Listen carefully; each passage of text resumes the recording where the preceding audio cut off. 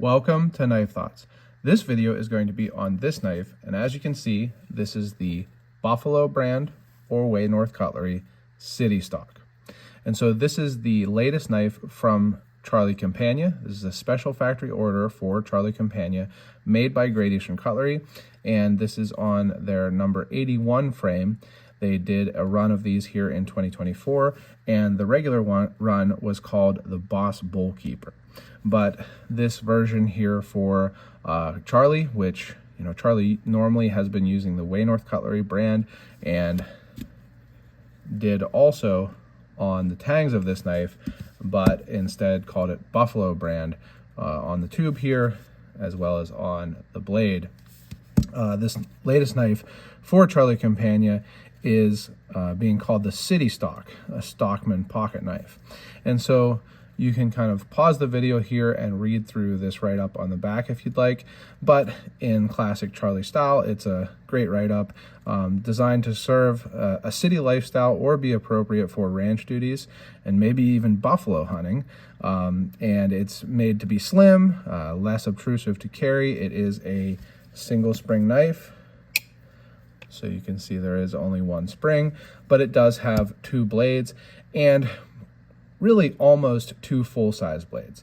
This is a secondary, but it is a large spay secondary blade. So you do get a lot of blade in this single spring kind of configuration.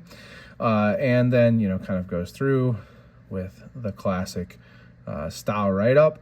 And then again, Waynorth Cutlery planned this knife to last a long time. So it is a Waynorth Cutlery knife, but Charlie used this Buffalo brand etch, and that's because he's from Buffalo, New York. So it does make sense. The Waynorth Cutlery stamp does say Buffalo, New York on it. And I actually looked into it. I looked into this brand, you know, trademarks for this brand, and it is a brand that has been used before, but it seems to not be actively owned or used by anyone.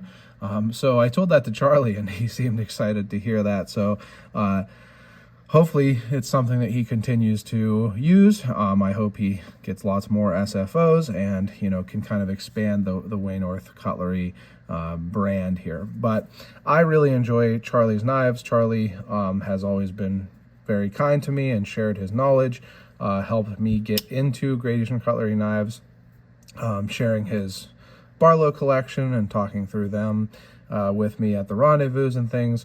So I'm always happy to see Charlie get a special factory order, and they're often some of the more sought after knives that Gradation Cutlery makes, and that was true with these. These were relatively expensive. Honestly, right now I'm forgetting how much I paid for this because I did get it a while ago. I have been way behind on videos, and then it was away for a while for a warranty thing, which I'll talk about.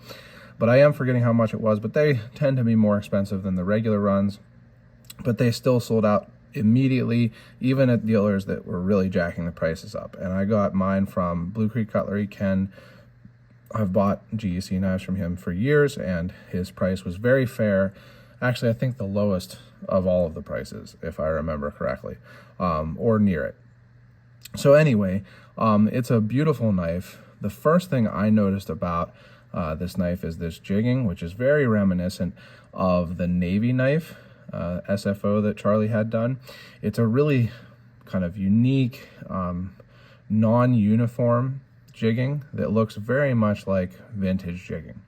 And then you also have this Empire shield, which is modeled after the shield that the Empire Knife Company used, and Charlie did collect those knives for a while, so I like that he has started using this shield on his knives.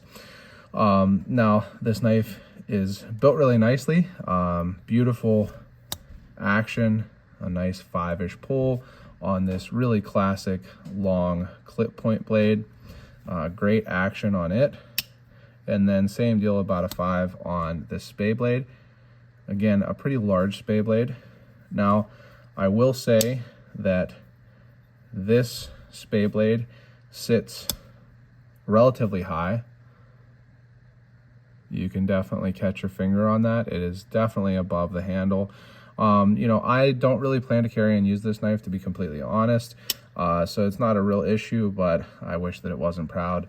In my younger days, I would have immediately taken to a file to this kick, but I have been holding off. I'm holding strong. I'm trying not to, but I do wish that was a little lower. But kind of the big thing I wanted to talk about with this knife is that the first one I got had a pretty significant, in my opinion, gap between the bolster and the cover. And that's something that I've been seeing a good bit on GEC knives.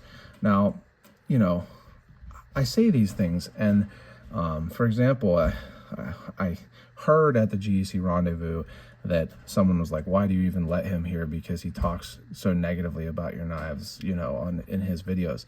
I'm like, what? Like, I love GEC knives. I, you know, talk positively about them. I'm truthful. But anyway, you know, maybe people think I'm overly negative, overly picky. I don't know. And honestly, I don't care. I'm going to tell you what I think.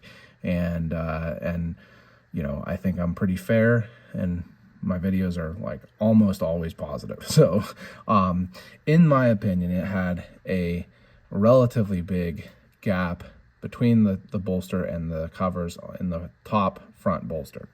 And so I got a video of me putting a card of some sort. I forget exactly what it was, but some type of paper in between in the gap, and being able to move it back and forth, and sent that to GEC, to Joan May, and also to Ken, and I believe Charlie, or maybe I sent it to GEC first, and Joan May basically said, well, you know, you'll have to take it up with the dealer or with Charlie. So that's what I did. I emailed Charlie and Ken. Ken was like on vacation, not at home, and immediately emailed me back. It was amazing, like super fast. Ken, like I say, seems like a great guy. I've gotten to meet him in person a couple times, and always has great service. And he, actually, I think I was talking about that in another video I just made. So anyway, Ken at Blue Creek Cutlery is where I got this. And maybe I did talk about it in this video. I'm getting confused because I'm trying to catch up on videos here. But anyway, he got back to me right away and said he might have another one that somebody fell through on. He'll check it when he gets home from vacation. So I was super happy with that. But then Charlie actually asked if we could talk on the phone. So I got to talk to Charlie, and he said that he wanted me to send it to Great Eastern Cutlery for them to market as either a second or a store knife. I'm not exactly sure which, and he would send me a replacement. So I was super happy with that too. Also, just, you know, always good to talk to Charlie. And so this is the replacement, and it you know, doesn't have a gap like that one did. So I'm happy with that, and not at all surprised that both Ken and Charlie were very willing and happy to help me. But it's always nice to get that great, you know, service from people who, you know, live up to their past, I don't know, however you want to say it, live up to the way that you have experienced them in the past. Ken and Charlie both have given me great service, and so it was nice to see that they were willing to do the same with this.